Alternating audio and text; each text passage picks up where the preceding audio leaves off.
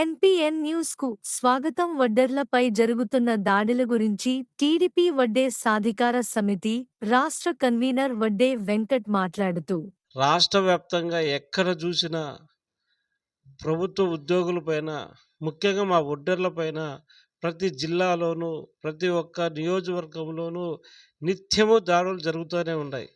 ఇలాంటి దాడులు జరుగుతున్నా ప్రభుత్వం నిమ్మకు నీరెత్తినట్లు ఉంది.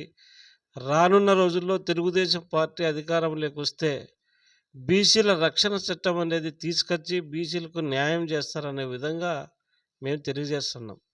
ఎందుకంటే ఇప్పటికీ నేను ప్రతి ఒక్క జిల్లాలోనూ దాడులు జరిగిన ప్రతి సాటికి వెళ్తున్నాను.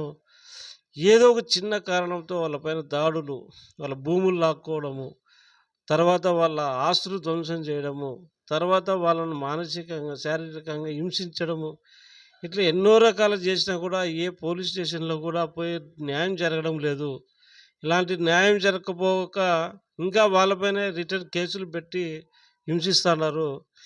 నిన్నటి రోజు అదే ఇక్కడ కనేకల్లు ఇది విడుప్రకల్లు మండలంలో ఒక యాక్సిడెంట్ అయ్యి ఒడ్డెర కుటుంబం చనిపోతే ఆ కుటుంబానికి వారం రోజులు ఇంతవరకు న్యాయం చేయడం లేదు.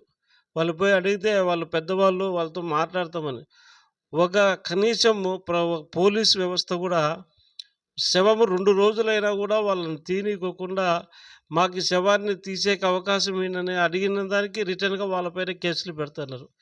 ఇట్లా ఎన్నో సంఘటనలు రాష్ట్ర వ్యాప్తంగా ఒడ్డర్లపైన జరుగుతున్నాయి. ఈ ప్రభుత్వంలో కూడా మేము ఒకటే అడుగుతున్నాము. 30-40 లక్షల జనాభా ఉన్న ఒడ్డర్లపైన నిత్యము దాడులు జరుగుతుంటే ప్రభుత్వము, ఈ వైసీపీ ప్రభుత్వంలోనే నాయకులు కూడా నిమ్మకు నీరెత్తినట్లుంది.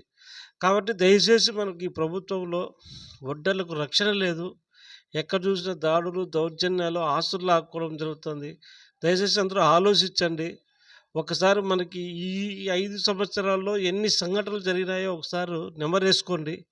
కాబట్టి దయచేసి మనము ఇలాంటి ప్రభుత్వాన్ని ప్రతి ఒక్కరూ చదువుకున్నోళ్ళు, విద్యార్థులు, మేధావులు, బీసీలంతా ఆలోచించి రేపు నిర్ణయం తీసుకోండి అని చెప్పి అందరికీ తెలియజేస్తున్నాం.